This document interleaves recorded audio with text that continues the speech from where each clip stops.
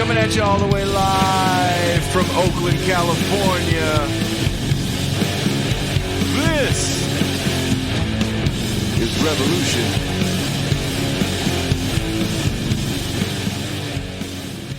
And for today's episode, first of all, I want to apologize for patrons that had to wait a little longer for this episode.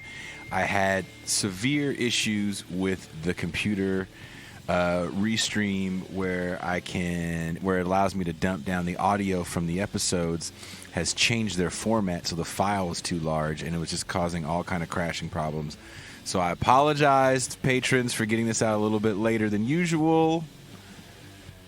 Won't happen again. All right, I'm lying. It might happen again. I'm hoping it won't happen again.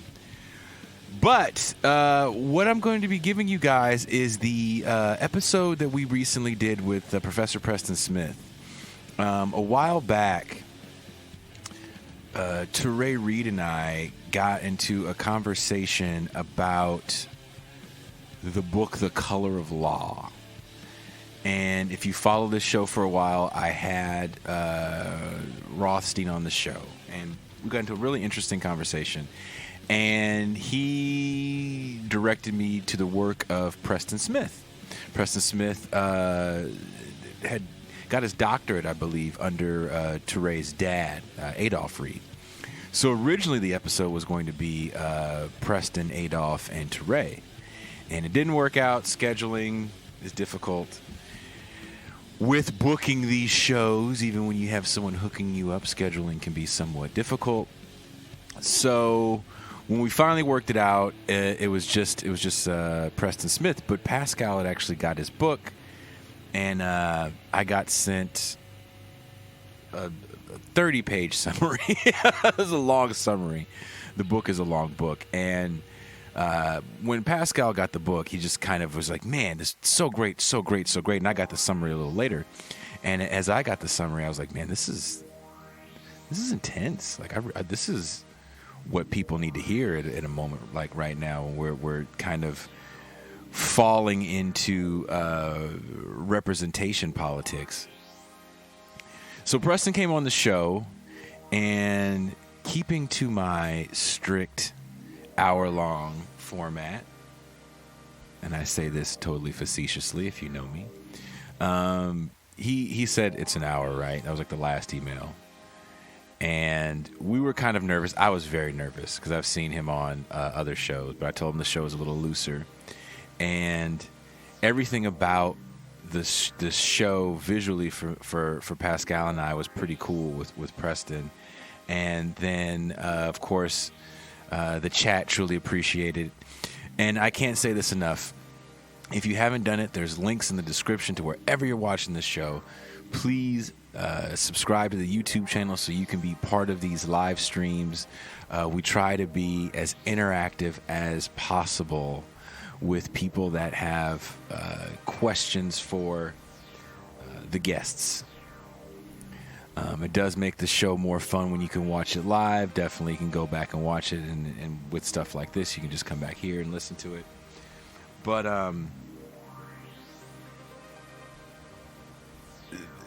I took a part of the book here that I want to read for you guys.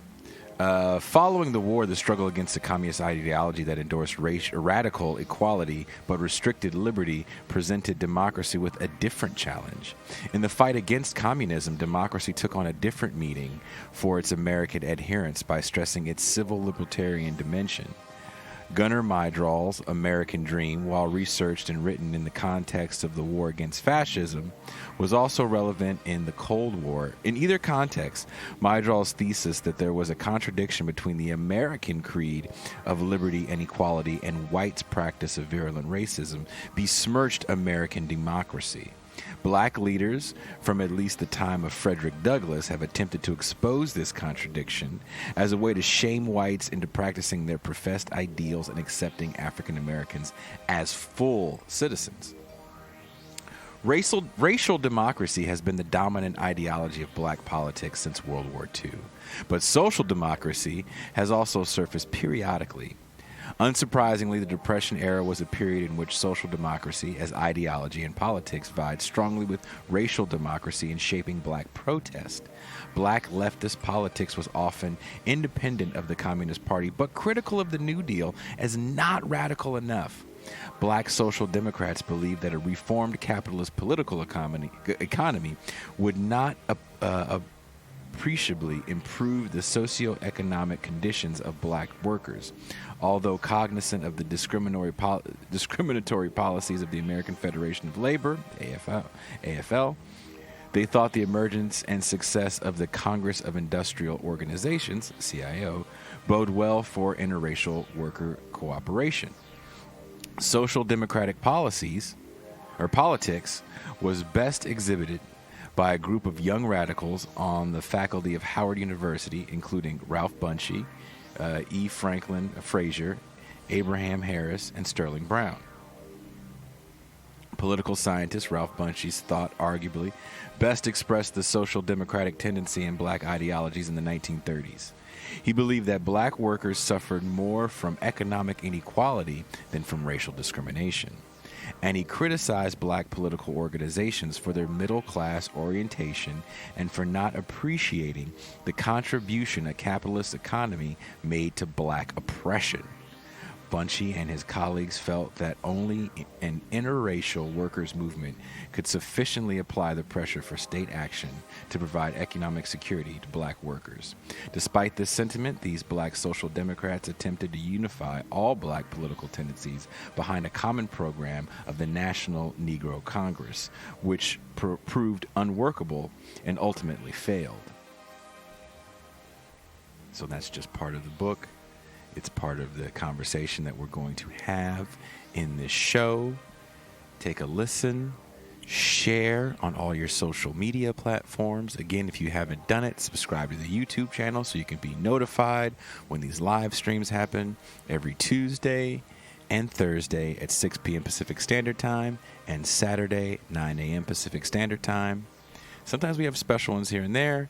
We're also working on our movie stream for patrons. What movie are we going to see right now? We still are leaning on the new Billie Holiday movie by Lee Daniels, who is very well known for making what Pascal calls as poverty porn.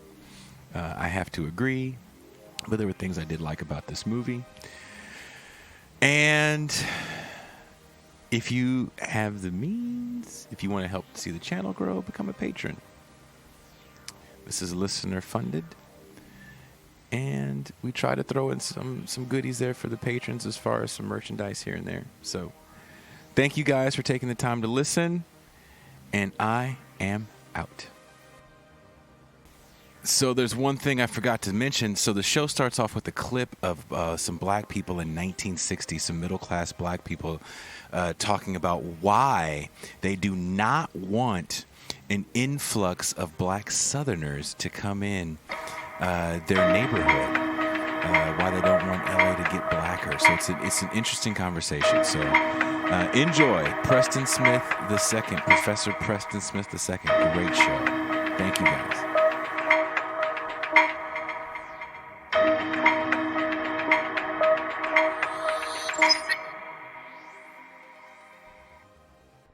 Embarrassed by the fact that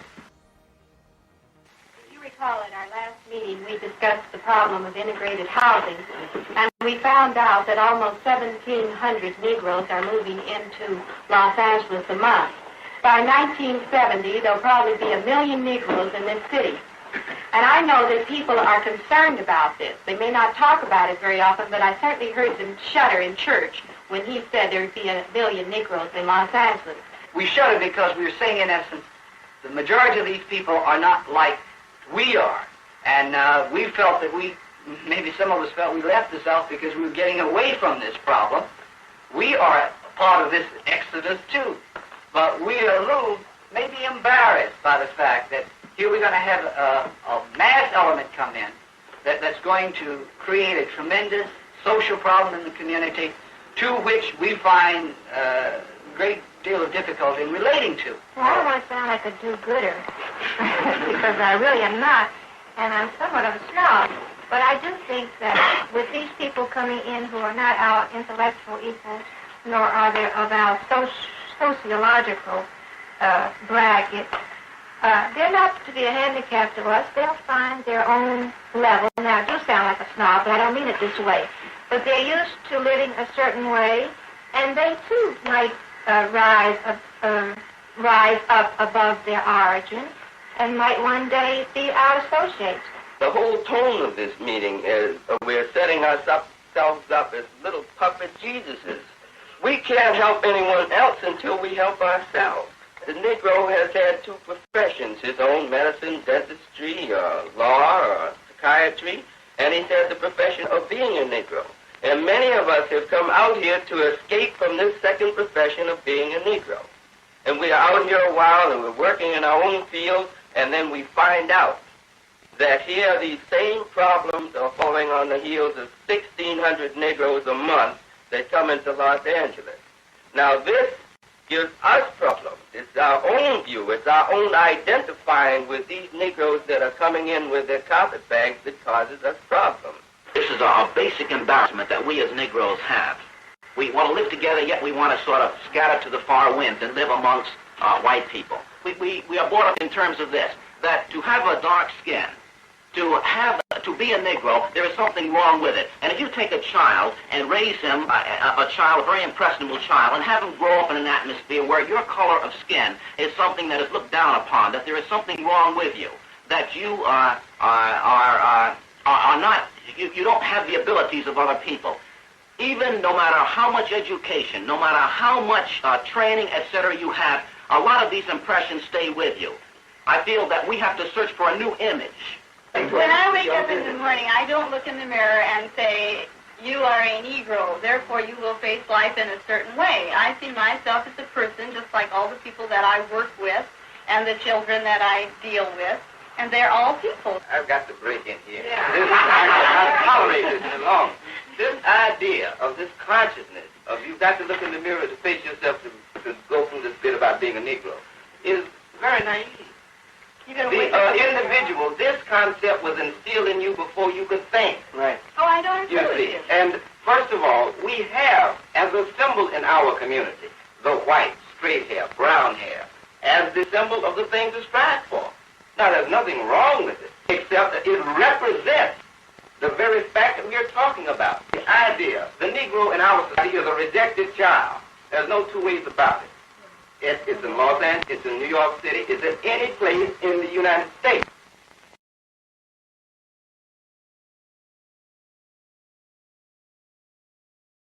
Good evening, all. That clip is a very powerful clip that was sent to me by my co-host and said, I found the clip. We're going to open the show with this clip. I found it. And he was right. That was probably the best way to open up this show, considering the guest that's with us tonight. So let me not waste any time. I know there's a lot of people here, and you guys know that I'm adhering to the hour time limit nowadays. My homie, my dog, Pascal Robert. Good evening, my brother Jason Miles. How are you living, brother? I'm doing good. How's everybody out there in chat land? Yes, Joshua Sanchez says Pascal got the goods. Pascal had the goods on that one. I think we might have used part of that before a while back, but for who we have on tonight and what we're going to be talking about, that is so perfect. I do want to read a small excerpt from our guest's book. Following the war, the struggle against a communist ideology that endorsed radical equality but restricted liberty presented democracy with a different challenge. In the fight against communism, democracy took on a different meaning for its American adherents by stressing its civil libertarian dimension. Gunnar, is it Myrdal? Myrdal. Gunnar Myrdal's American Dilemma, while researched and written in the context of the war against fascism, was also relevant in the Cold War. In either context, Myrdal's thesis that there was a contradiction between the American creed of liberty and equality and whites' practice of virulent racism besmirched American democracy. Black leaders, from at least the time of Frederick Douglass have attempted to expose this contradiction as a way to shame whites into practicing their professed ideals and accepting African Americans as full citizens. Racial democracy has been the dominant ideology of Black politics since World War II, but social democracy has also surfaced periodically. Unsurprisingly, the Depression era was a period in which social democracy as ideology and politics vied strongly with racial democracy in shaping Black protests. Black leftist politics was often independent of the Communist Party, but critical of the New Deal as not radical enough. And I'm going to stop right there because I actually did highlight a little bit more, but I want to bring this brother in because I really enjoyed whatever. I haven't finished the book, but what I've read so far, I've thoroughly enjoyed. He is Preston H. Smith II. He's a professor of politics at Mount Holyoke College, and he is the author of Racial Democracy and the Black Metropolis, Housing Policy in Post-War Chicago. Please welcome Professor Preston Smith II. Yes. Thank you. Thank you for that generous introduction. I'm excited to be here with you. We're very, very, very, very pleased to have you. We've both been tearing into your work. Pascal, the moment we found out that you were going to be on the show, Pascal was like, man, I got to get this brother's book. And so, so Pascal and I talk on a daily basis, and pretty much every time he would read something, he'd be like, man, this Preston Smith book, man, we got to get this brother on here and interrogate this, in the great words of my brother Pascal Robert. Well, I'm looking forward to the conversation. Yeah. Oh, well, Pascal wants to ask you some questions about this concept of social democracy and racial democracy. Pascal, well, you can ask it better than me. Brother Preston, we can go in so many directions with your book, and I just want to make it clear that this is probably one of the best, if not the best book I've read that exposes the internal conflict of class contradiction that exists amongst Black Americans and how it affects policy, particularly in terms of housing during the Jim Crow era. I also believe, I want to shout out, you were a graduate of Howard University, if I'm not mistaken. So, you were a bison. Yeah, I want to get people to know that Brother Preston, has been writing about a community for quite a while. But we're going to get to the questions because time is of the essence, and we're going to go straight to the questions. So I want to start. Your book explains how the focus on class-based policy of the Black leftists in the Depression era sometimes clashed with the race-first inclinations of Black civic elites. The main way you draw the distinction between the two distinguishing factors is by using the term social democracy, which is the preferred vehicle of the Black leftists, and racial democracy, which was the preferred vehicle of Black elites. Can you explain the difference in these two outlooks? Certainly. First of all, I wanted to think about a framework that got us outside of the usual binaries of integration versus separatism or protests versus accommodation. And so that's why thinking through, I wanted to see, was there an orientation around racial inequality and class inequality that inform both the thinking and the planning and the politics of, the professional managerial class. Racial democracy is simply this idea that, there should be a racial group access to all social goods, and that's measured proportionally, right? So basically the idea that if there are 10% of white folks who have access to a neighborhood or a job or some, healthcare, quality healthcare, then there ought to be 10% Black folks. And so that's how it's measured. But the whole idea mainly is a non-discriminatory and equal access to social goods, and largely for qualified individuals.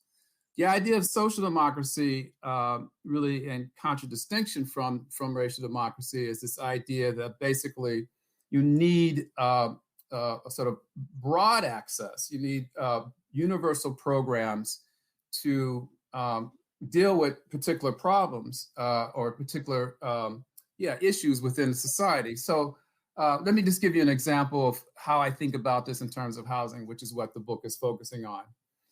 If you are taking a racial democratic approach to housing, then your idea is that that Black folks should have access to any housing that they can afford, right? No matter where it is, where it's located. If they can afford it, like those good people in the film, then they should have access to it, right?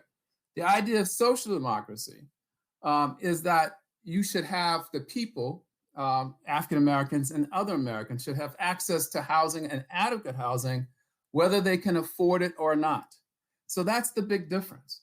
Racial democracy is really about access that does not at all call both class hierarchy within the Black community or outside the Black community into question. And social democracy takes class more seriously, certainly tries to grapple with that hierarchy by making and allowing broad access to social goods. And so that's the general idea and framework that sort of animates the book. And I think it's a framework that can be looked at beyond the housing field, which is, of course, what my book focuses on.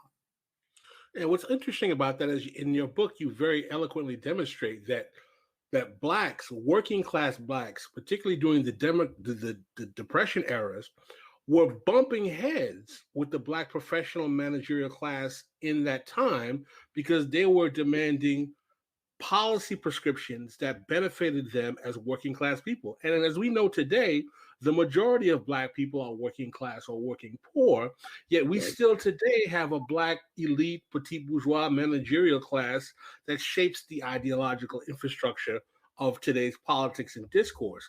And what I love about your book, what makes it so important, is that it is a reflection of contemporary Black class politics without the existent Black working class demand for social democracy. So you kind of give a very good historical snapshot to illustrate that though Black politics is fluid and it changes, what we call the problem with the Black Agenda Report, or what's known as the Black political class, and the class stratification and how it affects Black politics and policy, is definitely not a post-civil rights phenomenon, but goes back into early in the 20th century. Is that correct?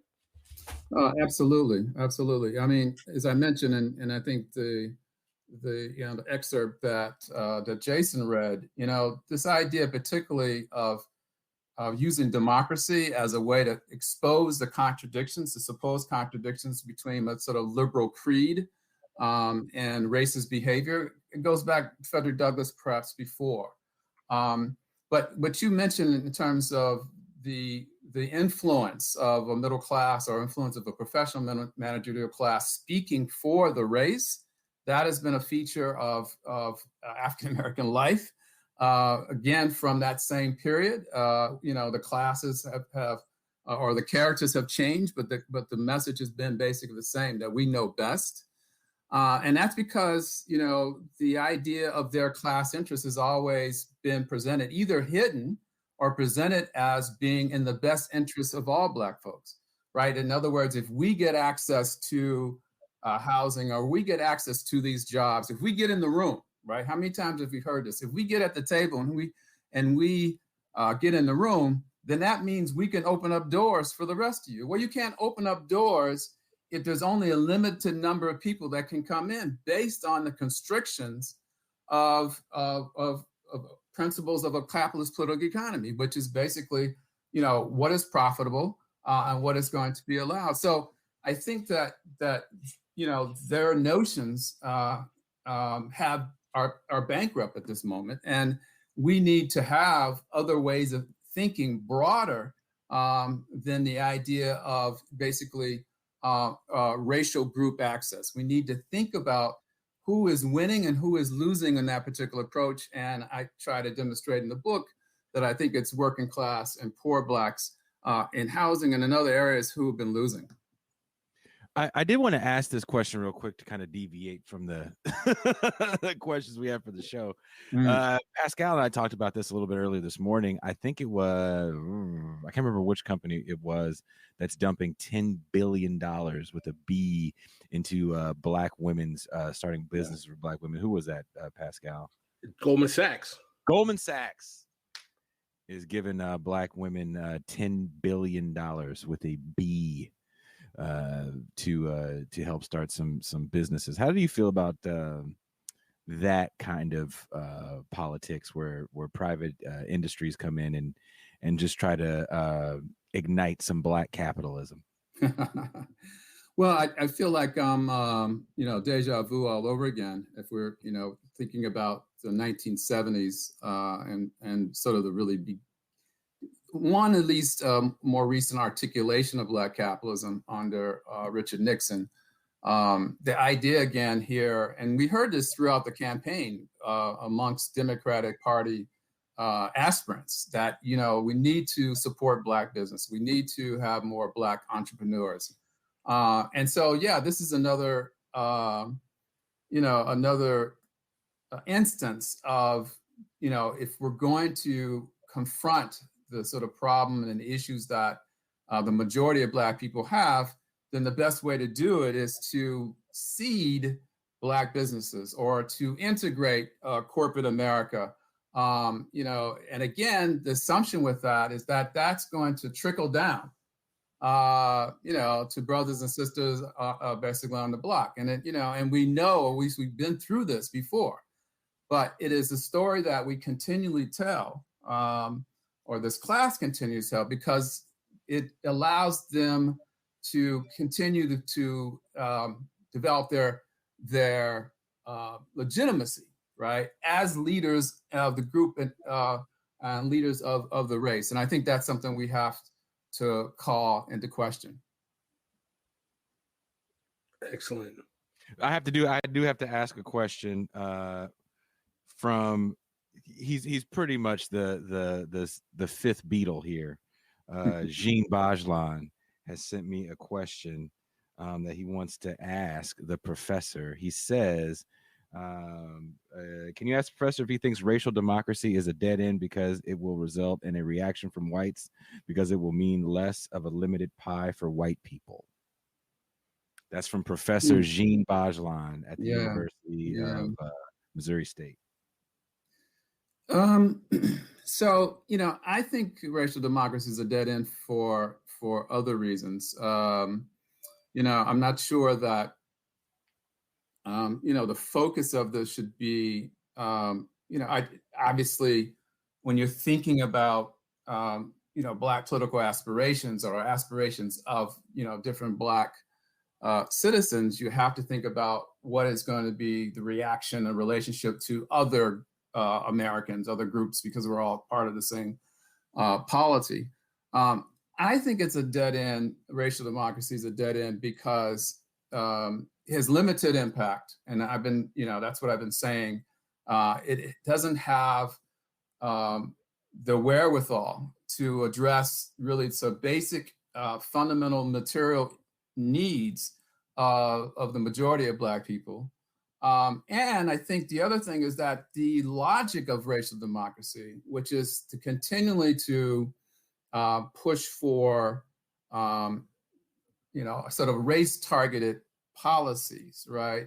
And in this case, really targeted policies targeted towards African American, doesn't allow for the kind of political power and political political emphasis that we need, right? I think we're talking, if we're going to see access to social goods, universal programs, we're going to need a much broader political base than just the Black community. And I think, for me, racial democracy and race-first programs end up being a dead end and don't get us there.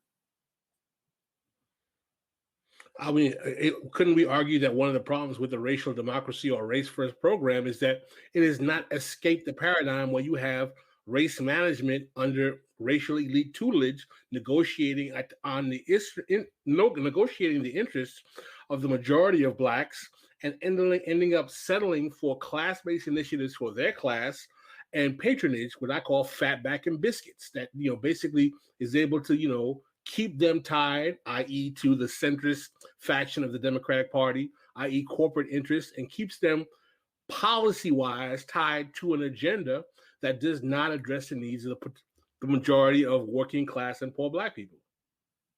Yeah, I mean, I totally agree with that.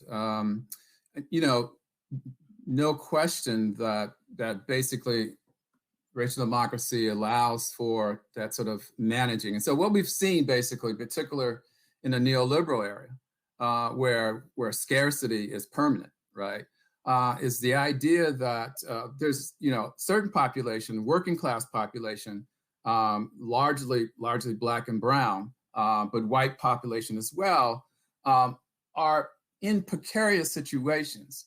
And they're in precarious situations in terms of employment, low wage employment. Their housing is unaffordable. They don't usually have access to quality health care or quality education. So the way in which they deal with that is could be, in fact, through trying to supplement one's income through the illegal economy. So we have people in the managerial class basically trying to manage inequality. And that's what we have amongst the Black professional managerial class. Manage Black inequality, or inequality that impacts the Black community, and particularly, working class Blacks. So absolutely, it's a dead end in terms of feeding that sort of brokerage model. Again, a group of people who many of whom we have not voted for, but who, because of their educational credentials, their professional credentials, think they can speak for us, and use really the misery, if you will, and the problems of our community or our population to make claims on different kinds of sinecures and different kinds of if you will, patronage that ends up benefiting them, but doesn't necessarily, and as I said before, doesn't seep down to the lower reaches of the Black population. So absolutely, I think that it reinforces that managerial focus. But again, it's also a dead end in terms of trying. What we want to think about is what's the best way of confronting the issues that we're dealing with, right? Whether it's low wages or inadequate health care or unaffordable housing, and that can't be done in the context of a sort of isolated, fictive, if you will, Black community. That has to be done. In a large sense, has to be done, with people who are committed to seeing broad access to public goods, and to basically to decommodify those goods to extent to make them available to as many people as possible. And many of those people who are going to have access are Black and brown people. Excellent. I want to move on to the next question. Early on in your book, you illustrate how the notions of unified racial interest or collective Black community often mask the class and political tension that existed among Blacks in Chicago, and how presenting Black unified racial cohesion is a Black elite or Black professional managerial class project. Can you explain the way the assumption of unified racial interests created obstacles to housing policy in Chicago that would have been more beneficial to poor and working class Blacks? Do you see that as a problem that continues into the modern era? Absolutely. Absolutely. I think that, so what's interesting is that the clip that you showed, in the beginning of this program, if you're in that class, you've heard you've heard those comments. But those comments are not widely known, in terms of a certain kind of a class bigotry.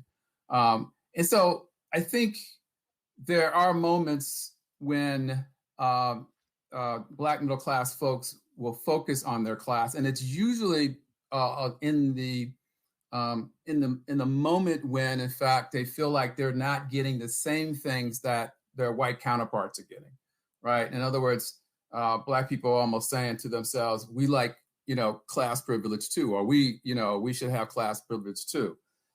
So you hear it in those particular moments, but for the most part, the idiom or the language is a collective language, right? It's a language of we. It's a language of us. This whole idea of linked fate, basically, that that what happens to me or what happens to you is going to impact on me. In the past, and from that clip, they felt like what was going to happen to all those Black migrants was going to negatively impact them. But this whole idea that we're linked together through race and through racism and through racial discrimination is something that has been a consistent message that this particular class has used. And what that does, when you put race out front all the time, you hide class, and you hide class within the community, but you also hide class in the sense that of how to think about what's the large impact on the majority of working class people in this country, which is a political economy that puts corporations first, that puts the wealthy first, that will do everything but look at redistribution of goods and services. The kinds of contributions that people make and contribute don't come back to them, right? What we've been seeing is, in fact, tax cuts after tax cuts that, in fact, we're seeing upward redistribution, not redistribution that would help the folks themselves. So I think that part of the program, but part of the plan has been basically to continue to talk about race. And it's not to say that, racism needs to be talked about, right? But when it's talked about incessantly, and when it's talked about at the exclusion, right, of class inequality and class exploitation, that's when we have a problem, and that's when we can't see clearly what how we're facing the problems that we're confronted with. Yeah, one of the examples you used in the book that I thought was very fascinating, which was kind of played on the concept of racial uplift, right? That working class Black people needed middle class Black people to show them how to be civilized, because the belief was that since Black people are collectively viewed as poor, having middle class Black people be able to wear a suit and tie and speak proper English automatically was a demonstration of a challenge to the problems of the whole race. Mm-hmm. So in other words, the argument was that the more of us that are like us, like, the middle class, professional managerial class, then racism will disappear. And the problem is really that you working class and poor Negroes can't be more like us. So these kind of racial uplift tutelage programs became the norm of organizations like the Urban League and even the NAACP. So can you talk about how that kind of racial uplift paradigm of not giving actual politics rooted in political economy, but using the model of like, be like us middle class Negroes and everything will be wonderful, was really kind of a bankrupt way to address not only housing, but Black politics overall? Yeah.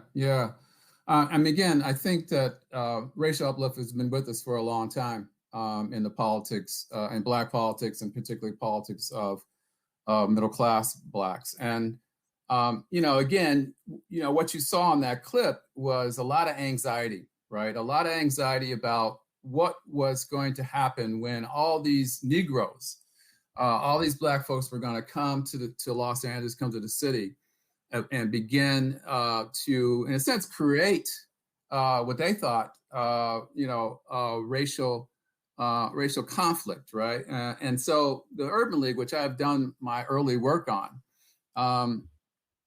was designed, was in fact founded to basically manage that conflict.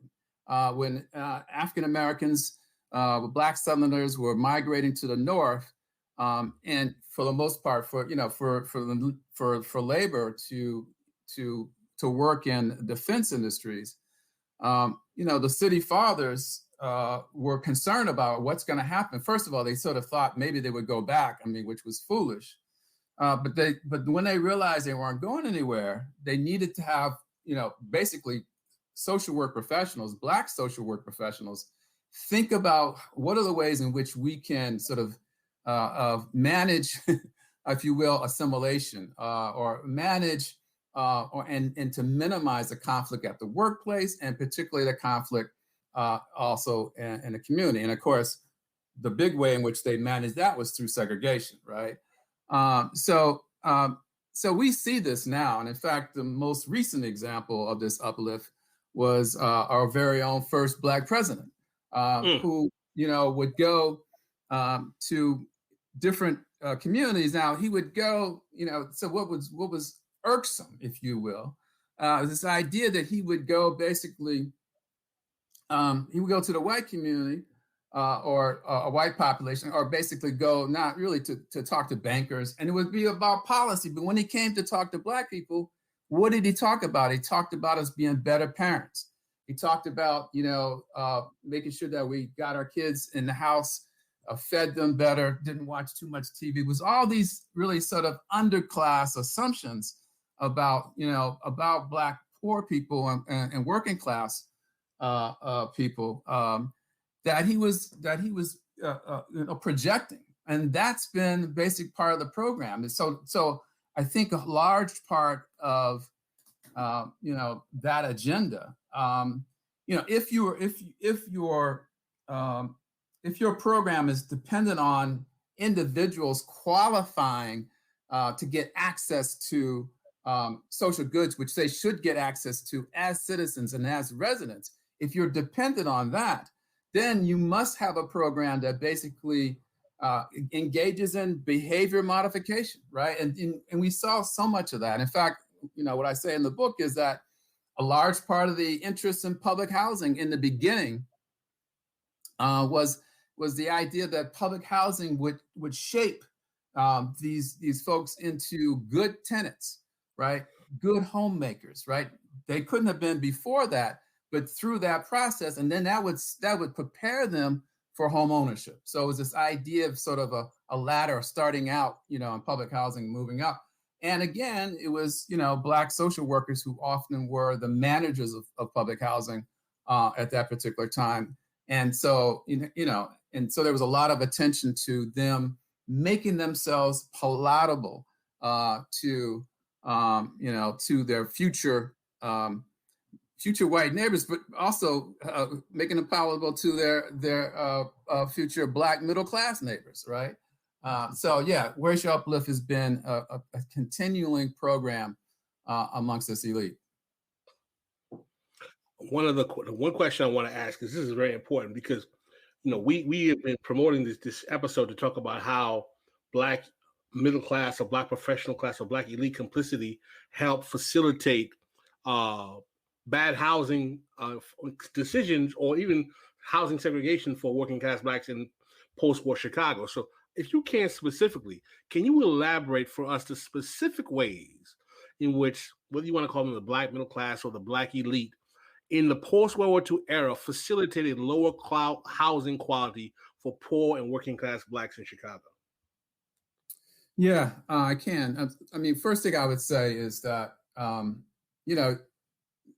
Black middle class at that particular time felt their own constraints, right? They were constrained by their own, they all lived basically in the more affluent parts of the ghetto, right? So they were victims of racial residential segregation. And they were, and so they thought they had to find ways of making money. And many of those ways were exploiting their brothers and sisters. So one of the major areas that you see Black wealth at that particular point is in real estate. So you have somebody like Oscar DePriest, who's the first Black congressman since the Reconstruction, was elected in 1928. You have Carl Hansberry, the father of Lorraine Hansberry, who his other daughter called him the father of kitchenettes. And the kitchenettes were subdivided apartments, one-room apartments without kitchens, without bathrooms, that were in deplorable condition. You had Jesse Bingham. They were all made their money from real estate. So that's a basis, right? That's a basis in terms of there's always been a sort of not ascendant, but a part of that class that's wanted to use and make money and to gain profits from in the real estate era. When it comes to policymakers, what you find though, mostly the push for Black home ownership after World War II, and again, there, on its own, it looks like it was certainly necessary. There wasn't the attention to the sort of Black housing market that they had hoped for, but that push took the attention, policy attention, and political attention away from public housing, away from the kinds of really sort of extension of public housing that would have addressed the housing needs of a larger group of working class folk, right? So it was more by omission, right? In terms of not in priorities. The priorities were, let's tend to our most immediate constituency, and that is getting access to home ownership. And that meant our political capital and our attention went to that, and not to continually to push for a broader public housing program. Now, I know that the overall field was hostile, both in terms of Congress and also in terms of the real estate industry.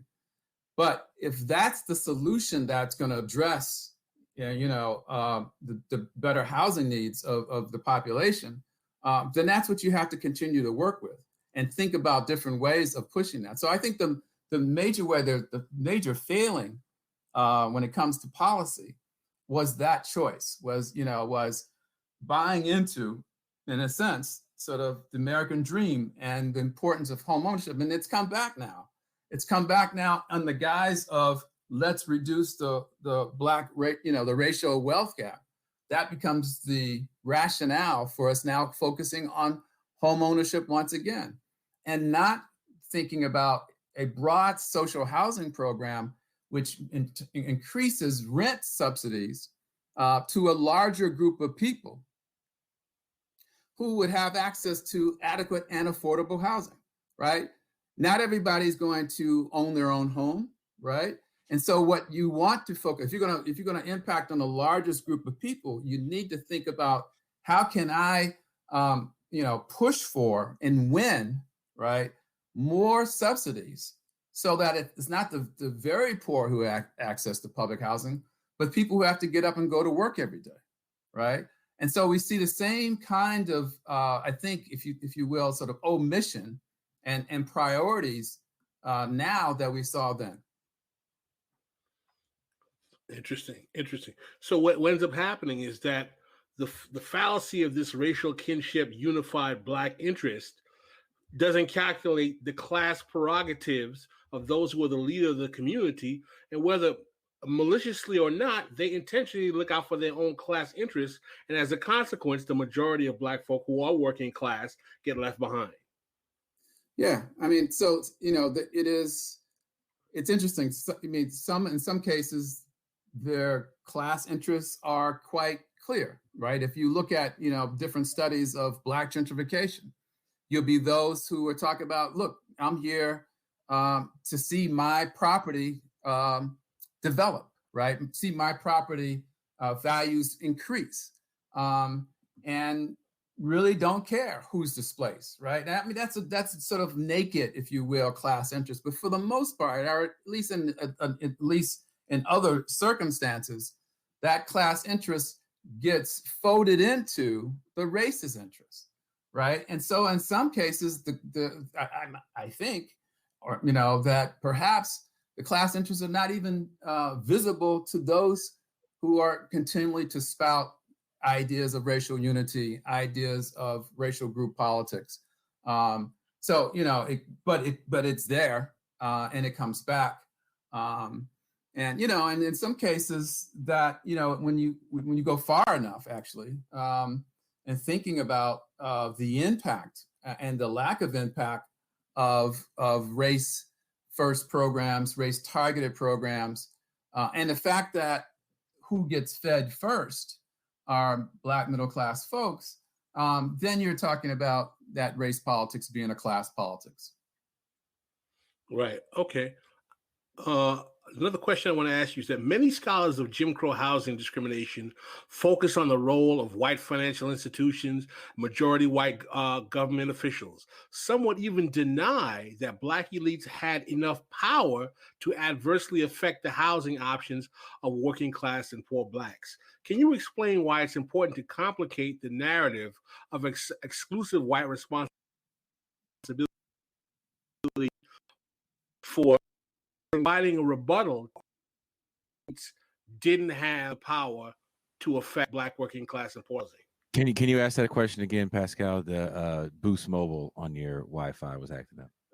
I said the last part of the question was that can you explain why it's important to complicate the narrative of exclusive white responsibility of urban housing discrimination while providing a rebuttal to the argument that Black elites didn't have the power to affect Black working class and poor housing?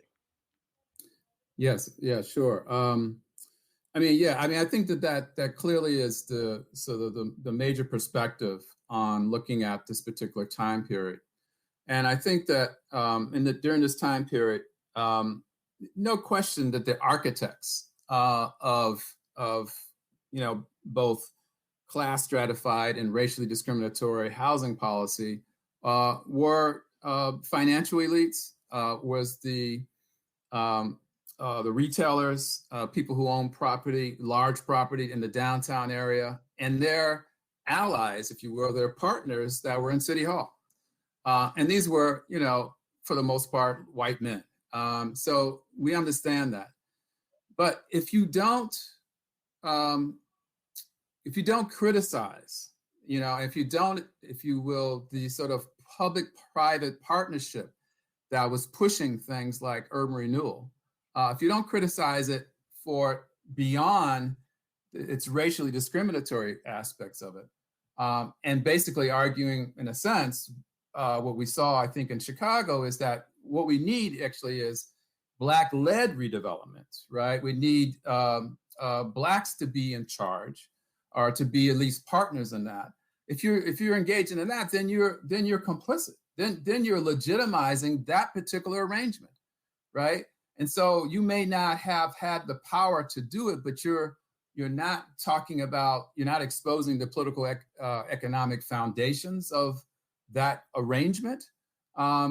And what that sets up, and what I think is, what is set up is that at the present time, the folks who didn't have power to do much about it in the 1950s and 60s have now been incorporated in these public and private partnerships in any number of cities: Atlanta, New Orleans, Philadelphia, for a time in Chicago. And they are part of the architects now, right? They are part of the people who are making these policies. So you can make the argument that they didn't have the power, at that particular time, and that was a power to make sure, that these policies would be enacted. But they certainly didn't fight it in the ways in which to expose its broad implications for how it was constructed, and its broad implications in terms of its impact, right? And by not doing that, and also seeking to be incorporated and to be part, as you will, at the table, right? That in fact legitimizes those particular arrangements, which are particularly pernicious in this neoliberal era. I appreciate that. I appreciate it. One of the most important lessons of your book for today's politics is the way in which Black elite preference for racial democracy or race-specific policy results in a policy prescription that disproportionately benefits that same class or the Black elites, with the Black working class and Black poor largely getting left behind. Since 2016 and the rise of Bernie Sanders, we've seen large numbers of Americans push for some form of social democracy or class-based remedies as a response to the contemporary economic precarity. It is noticeable that the corporate Black media elite and some of the Black political class intentionally tried to paint Sanders and this type of politics as being racially tone deaf or class reductionist. Are we seeing a replication of the same problems that existed during the post-World War II period, where Black elites used racial unity to protect their class interests to the detriment of the majority of Blacks who are working class? Well, we're definitely seeing, the projection of racial unity, and that racial unity excluding, class-based policies. But I would say it's I don't know if it's been this bold actually, or this sort of attack on Bernie Sanders and particularly the universal programs. Whether it was John Lewis talking about, nothing, when it comes to free public higher education, nothing is free. And so when you begin to see that kind of attack, when you begin to see race and being used as a weapon against social democratic programs, then I think we are in a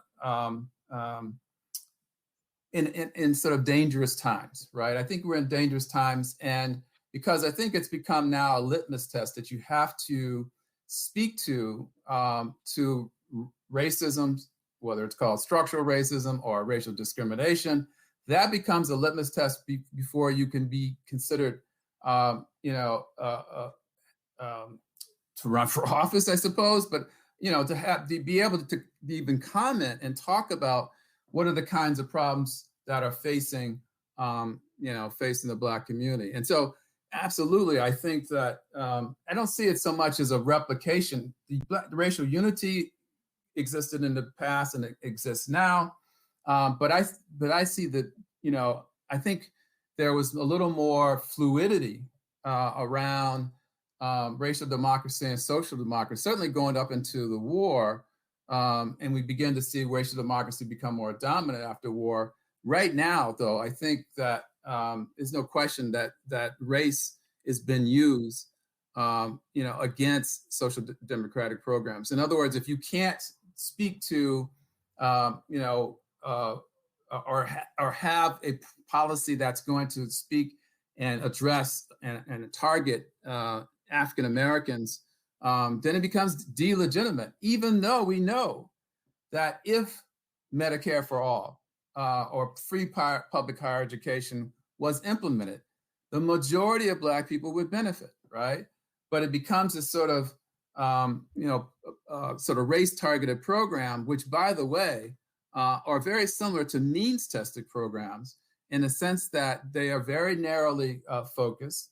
And because of their narrow focus and narrow remedies, they don't have the political power to be implemented.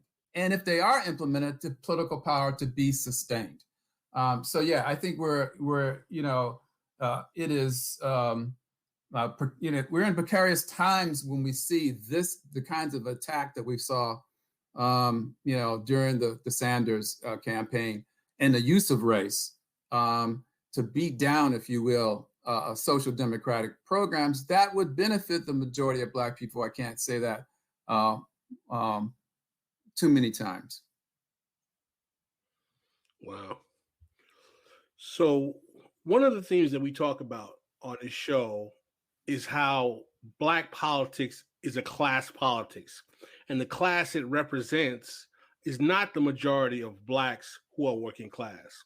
What is fascinating about your book is that you illustrate that this is not merely a contemporary phenomenon, but goes back well early into the 20th century. Do you see the current moment of the Great Awakening, the post-George Floyd focus on racial grievance and racism, as a moment, once again, where the material interests of most Blacks will be obfuscated by the race-based remedies that benefit the Black elite? And you can talk about reparations as well as part of that. The whole kind of contemporary era where racial grievance is the discourse of the day. Yeah, I mean, I think my last response spoke to that, right? I think, spoke to, again, to reiterate that race-based programs have the same kind of weakness as means-tested programs. So let me say, there's a reason why conservatives and business activists, whenever, usually they don't want to do anything in terms of social welfare, but when they are pushed to do it, and we saw this also with the relief bill in terms of trying to bring down, the number of the sort of income of people who get access to the checks, right? So their whole point is to sort of make sure that fewer people benefit from any kind of social welfare or universal program. And if there's fewer people, then that allows for a certain political weakness. And that political weakness, comes. The political weakness doesn't allow for as kind of a sustained. It won't bring the kind of policies and goods that are necessary, right? So so only a universal program with strong anti-discrimination regulations, only that kind of program can speak to those particular needs. And yet, yes, I mean, the class politics has changed in terms of its orientation, in terms of its focus, in terms of its discourse, but that class politics has always been there. And we're seeing it now, in particular, in the ways in which I think Cedric Johnson talks about Black exceptionalism, the ways in which we have forwarded African Americans and their plight beyond any other working class people. And, for sure, and under a rapacious capitalism, there has been many victims, and poor Black people have been part of it. But to play that game where we're the worst victims, and therefore we should be, our needs should be targeted first, and to even explain that through that targeting, other people are going to benefit, I think has been a dead end. It will be a dead end politically. And so it won't have the kind of support, you won't be able to gain the kind of support for the programs, which is very difficult, in this environment, very difficult to achieve. You won't have that with that particular focus. So there needs to be a sort of, if you will, at least in my view, a social democratic focus on informing Black politics at this particular time. Jason, was that answer good enough for you this time around, Pascal? I like all of the answers were good for me. I mean, we've gotten a lot of good comments from this show. It is a little later where Professor Smith is right now. He's on the East Coast. So if I haven't said it already, I truly appreciate you taking the time out to talk to us. I know it's a little later in the evening. Usually people do these shows a little earlier, but I am on the West Coast and I control everything.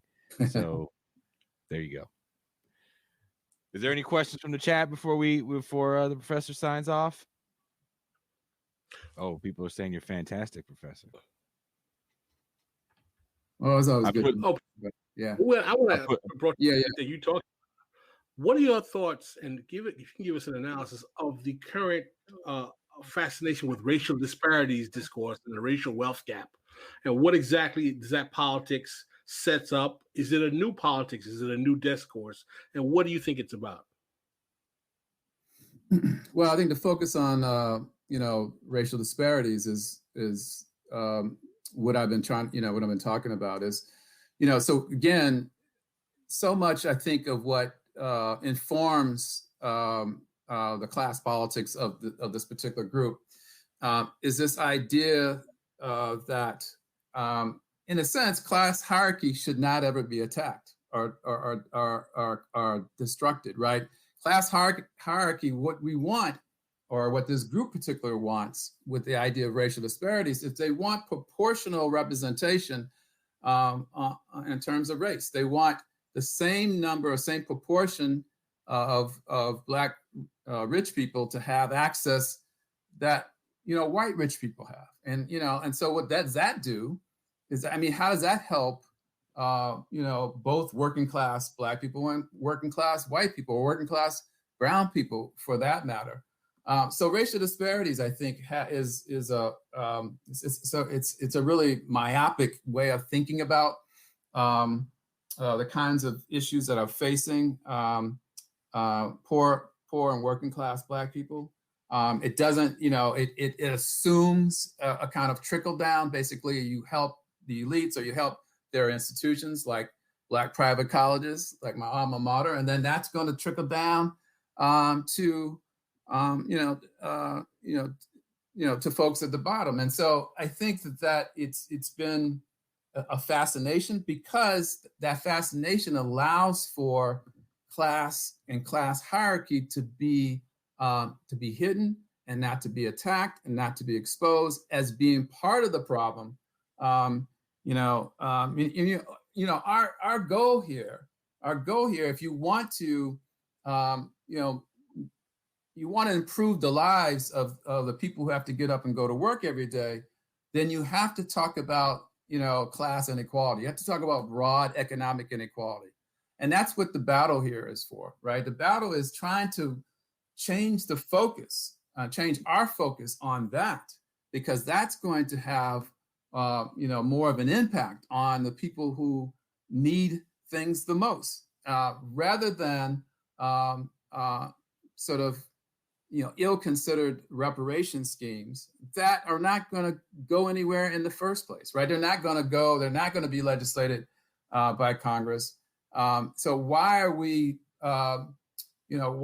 trying to put our political capital in that, rather than focusing on what is going to have the broadest impact and what's going to have the best stability and longevity, right? Not that you still have to fight for these things and continue to fight and continue to be vigilant, but what's going to have the longevity, but access to quality public goods, access to quality public goods, and that, whether it's public education, healthcare, housing, and being able to work for a livable wage. These are the things that, as many people would say, that is the Black agenda, or that should be the Black agenda. So I don't know if you saw this, Pascal, the OG, Janice Graham ask him about his thoughts on the affirmatively furthering fair housing guidance, please, and thank you. Sure. I think any sort of regulations that are attacking, and looking at residential segregation is good, and important. It's been a problem for a long time, and it's been a knotty problem, right? Other public accommodations and other have been easier to attend. Residential segregation has been difficult, but again, I don't think we're going to solve that problem by something like fair housing. And I mean, we certainly need better enforcement, more enforcement. But I think the problem is really the nexus between race and property values. And unless we attack that nexus, right? And you can't attack that nexus through anti-racism workshops. You got to attack that nexus by making property values have less of an impact on people's access to good housing, right? As long as we continue to depend on whether our wealth or our welfare is dependent on whether your housing, whether the property values are increasing. As long as we depend on that, then we're going to lose. and the most people are going to lose, and they're not going to have access to those social goods. So we have to begin to, and I said this earlier, decommodify housing and make property values less important, and not have them not have our access to education, access to quality of life dependent on those property values. That to me is where we need to focus on. We need to break that. That actually brings up, and if you don't want to stay for this, I understand. You've been on here for we got the hour. I'm very excited we got the hour out. But I found out, I watched a short documentary on Chavez Ravine, and I knew a little bit of the history of Chavez Ravine, that it was a predominantly Latin neighborhood in Los Angeles that was leveled for the ballpark. But I did not know that initially it was going to be the site of a very, very large, it would have been the largest in the country at the time had it been built, public housing project that would have allowed the Latin residents, and of course white residents and black residents, to stay in this racially mixed housing project in California. I think they said they had like $110 million housing project they were going to build there, and they had the plans for it. It was all ready to go, and the LA Times pushed back against it very hard because they were very pro home ownership and anti-communist, because they were in bed with developers. I believe the owners knew some developers. Those developers, if you're a sports fan, was the O'Malley family that owns the Dodgers. And big reason why they wanted to move, because the city had went and didn't even do it through eminent domain. I guess there was a something in the so basically these houses that people built there, many of them were substandard, right? Because Latin people are also marked out of the housing market as well. So there's no city infrastructure, a lot of farmland. So as you have this group of people coming up from rural Mexico, and then they have all this open farmland, they used it to live on. The infant mortality rate was pretty high because they didn't have access to hospitals. So these were all the things that the city was going to build. They were going to build hospitals. They were going to build schools, adequate housing, parks, and infrastructure. All this gets kiboshed under the guise of, this is a communist project. Yeah. You can't have communism. It would have been the largest housing project at the time in the country. And then we get Dodger Stadium a few years later. So I actually found something out about that. Go ahead. Yeah, I mean, I don't know the particular case that you're referring to, but the kinds of decisions that were made in this regards was replicated in every city in the country. I mean, whenever there was a possibility for solid, good public housing, when public housing was first developed in the 30s and the 40s, that public housing was far better than what people were living in. I mentioned kitchenettes, wooden tenements that were, liable to catch on fire at any moments, right, and put people in peril. Modern fixtures, right? So public housing was good, and the ideas. I mean, the reason why it went bad is because often it was starved for funds from Congress, and then also, especially places like Chicago, it was managed by patronage hires, or the Chicago machine. So, it was not done in basically in the favor of the tenants themselves. But the whole idea of schools and, really sort of building community for the residents themselves, that's an old social democratic idea. I mean, that's an idea that basically that's who government should serve. So absolutely, newspapers, and I'm not surprised about the LA Times, all the major newspapers were part of that growth machine that worked with developers that pushed the idea that this was best for the city, whether it was Dodger Stadium or a convention center or affluent house, right? I mean, or affluent, housing, right? Anything but, housing for the citizens themselves. And not only that, but but things like good schools and and hospitals and other kinds of social goods in the vicinity. So yeah, I'm not surprised. I don't know the particular case, but I'm not surprised that decision was made. It was made in every city in the country at that time, and continues to be made at this time. Yes.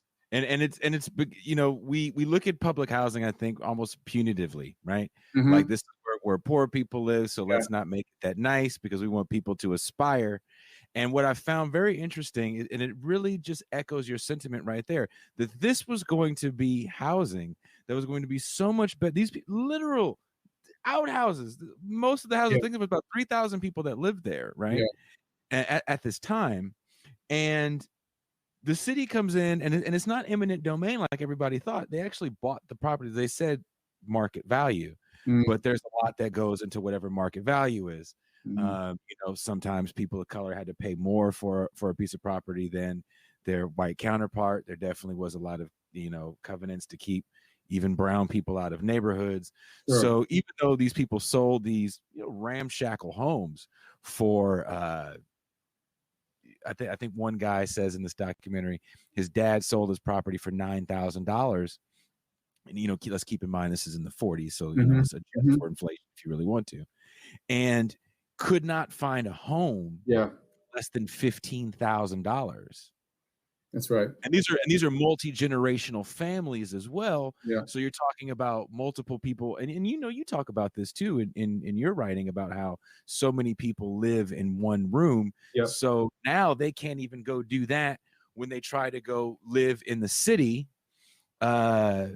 So it's a very sad story. The only story I knew, honestly, was about the people that were left over from this. So when the city initially came in to buy the property to build the housing for people, they were telling people, like, look, we're going to build beautiful public housing for you with schools and roads and everything. And we want to buy your property, yada, yada, yada. Everybody was happy. A few people wanted to stay, right? That whole thing gets kiboshed over literally calling the architect a communist.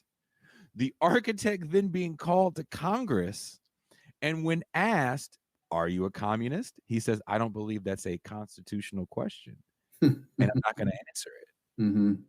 And because of that, they're like, "Fine, you're a communist." The propaganda machine gets running. It's the LA Times in the 40s. Right. You can only imagine what that must be like. Yeah. That's like if everyone retweeted it. So for the people that don't know, so I mean, a large part of the reason why, I mean, there were people like Catherine Bauer, who was part of the helped to start the labor housing conference in the 1930s. Her idea was to make public housing available to a broad working class, right? And it's also, she was against any kind of urban renewal as giveaways to private developers, which is what they are. The land gets condemned, and so that land, the demolition is public dollars. They buy the land at a discount or get it conveyed to them, right? So this is basically, we're using public assets and giving them to private entities, private corporations, private developers for their own profit, supposedly for a public purpose. But that public purpose we just talked about is, basically leisure or housing or commercial for a middle class, right? Or in some cases the elites.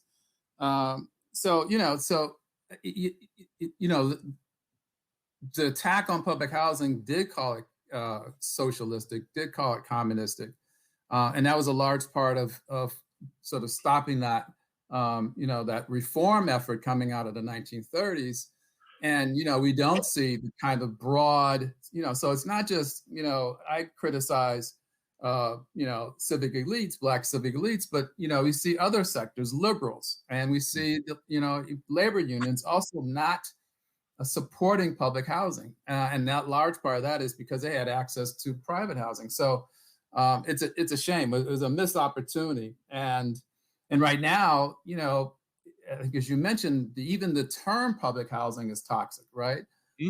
So, but I think the proper way of thinking about this is social housing and thinking about this is, housing that's going to, that basically is socialized in terms of its cost, and the benefits should be the broad public.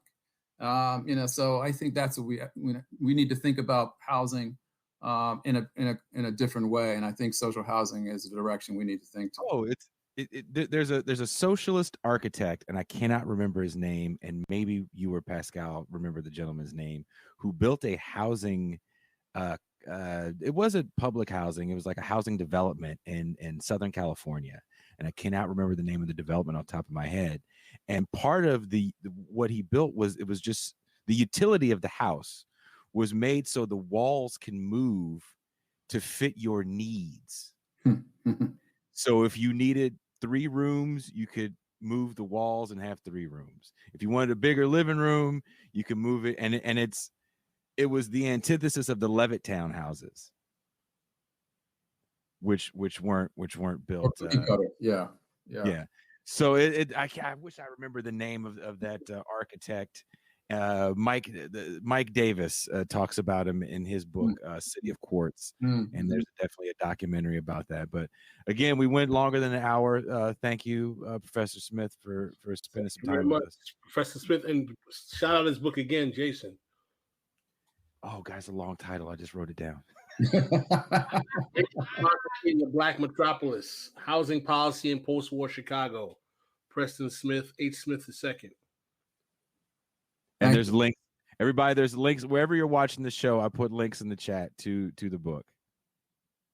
Hey, I appreciate the conversation. I really enjoyed it. We appreciate it. Hopefully you can come back. We plan on having Adolph and Teray and Cedric on. So hopefully we can come back for like a big old giant black show. Like I said, the conversation was rich, so I would love to engage again. So just let me know. Oh, thank you for coming on, Professor Smith. All right. Have a good one. All right, you brothers, take care. Peace. All right, peace. Right on. I'm not gonna lie, y'all. Professor Smith is a serious cat. He's not really for the bullshit. So I was a little nervous. I was like, this man is serious. His email responses is all serious. I asked Teray today. I was like, does this brother laugh? Teray was like, yeah. But that's a good show. So yeah, somebody said, damn, Adolph, Teray, Preston, Cedric, that would be bananas. It would be. You can only get it at one place. Right here. This is revolution. This is revolution. Who else is going to give you that show? Only here where you get that show. We got to give a shout out to Teray. Teray, Reed, shout out to you if you're watching this, because you put some of this stuff. If it wasn't for you, me and Pascal wouldn't be doing this. So definitely shout out to Teray and yes, Mama, I do have a dress code, and it's button-ups on Thursday, so quit messing with me. I thought it was an excellent show. I thought it was concise, to the point. We got, a lot of bases were covered, and we had a lively chat. I'm glad we got a chance to talk to Professor Smith. His book and his analysis is on spot on, man. Teray Reed is a master. Actually, it's Cedric. Because without Cedric, there is no Teray on the show. So without Cedric, there's no Teray. Without Teray, there's no Pascal. There you go. And I don't know who I had on to convince Cedric to come on the show.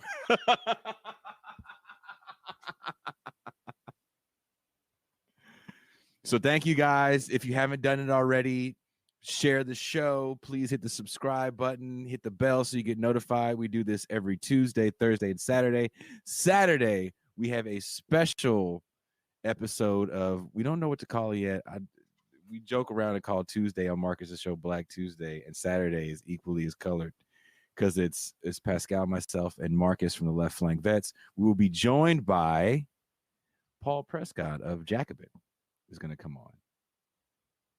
So there's going to be an array of colored black people, like the whole rainbow, from Paul to I think I'm darker than Pascal. Oh, whatever, man. Caramel is caramel, man. Whatever. So I want to play this. I want to play this documentary for you guys. I'm gonna play a few minutes of it. I'll try to put a link up in the chat because I don't want to get the video taken down from playing this. I don't think the guy that made this would take it down, but you never know who owns the rights to stuff nowadays. But this is a very interesting documentary on Chavez Ravine. If you don't know baseball, it's where the Los Angeles Dodgers play. I talked a little bit about it with Professor Smith. It is for me a fascinating story about the way we view public housing still to this day. So my mom said it sounds like a box of crayons.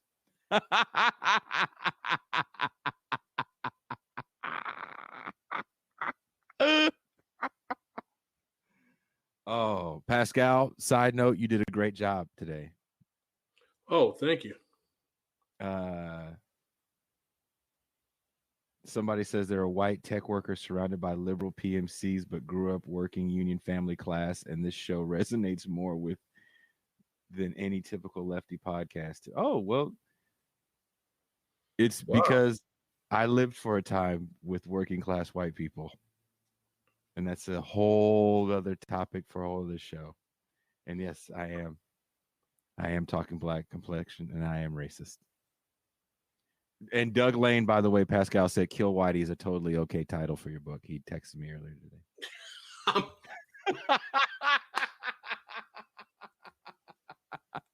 I'm not joking. He actually hit me with that in a messenger today. He said, "Oh yeah, tell Pascal I'm totally fine with and he didn't say white, he said kill, and he said blank, blank, blank. So I was like, oh shit, he watched it. Also, I'm putting things together for people that are patrons so we can watch a movie together. Can Pascal ask a one-sentence question? I thought Jazz was the same person who was like, Pascal asks good questions. Now it's like, can he ask a one-sentence question? Really? Hell no, he can't. Joshua, quit fucking with me. I didn't have coffee. That's why, because Pascal was messing with me. Said I can't have coffee when I do this because it lasts too long. Shows last too long. My family's still hiding downstairs from me. So, I just watched the Billie Holiday movie, and I wanted to watch it with you guys. We're gonna be talking about Coming to America 2 on Saturday. So definitely tune in Saturday, 9 a.m. Pacific Standard Time. Me, Pascal, Marcus from Left Flank Vets, the usual three suspects, joined with Paul Prescott that just got warned about what we're talking about. So he's going to go watch Coming to America 2 as well. And Pascal has a very, very deep analysis that I don't even want him to preview right now because he called me up at like 1 o'clock in the morning, his time, to say, yo, man, did you watch Coming to America 2? I was like, yeah, brother. Man, we got to talk about this. 9 a.m. Pacific Standard Time. Yes, it is early as fuck because I have a child and he doesn't like me to sleep. So 12 p.m. Eastern Standard Time.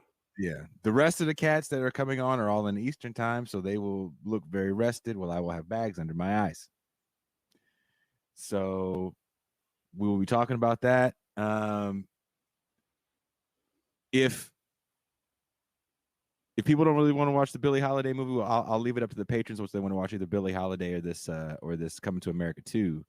But I do want to watch a movie on Patreon in the next week or so. We decided a Sunday is going to be a good day to do it. One of the homies is going to help us set it up so we can do it on Discord. So it'll be just for patrons. We can watch the movie and we'll take like a deep dive after the movie and critique it and talk shit with everybody. It should be a good time. I did this with Ben Burgess on his Patreon with Judas and the Black Messiah. It actually was a good time. The new Billie Holiday movie is called, I think, is it the U.S. versus Billie Holiday or the state against Billie Holiday? It's forget what it's called, but it's a Lee Daniels movie, and every time I say Lee Daniels, it just puckers up Pascal's behind. Watch Lee Daniels. See, And there's no in this video. There's no copyright infringement material in this, right? we'll be doing it on a whole other thing where we won't be sharing it here. It'll just be for the patrons, so it'll be like secret shit. I'm talking about this video. We should be good. I'm not gonna play the whole thing. We should be good. I'm just saying. I know. $3 will get you in as a patron. $3. I lowered it to $3. Pascal, you're a Monique supporter. Confirmed. No, it says. I don't have a problem with her, but I'm not I didn't like that movie Precious. Pascal likes her earlier work in Moesha and the Parkers. No. Your mom was like, I need an off button for real, right? Seriously. All right. I'm gonna stop. Pascal makes it horrible because he just sets up these jokes so perfect.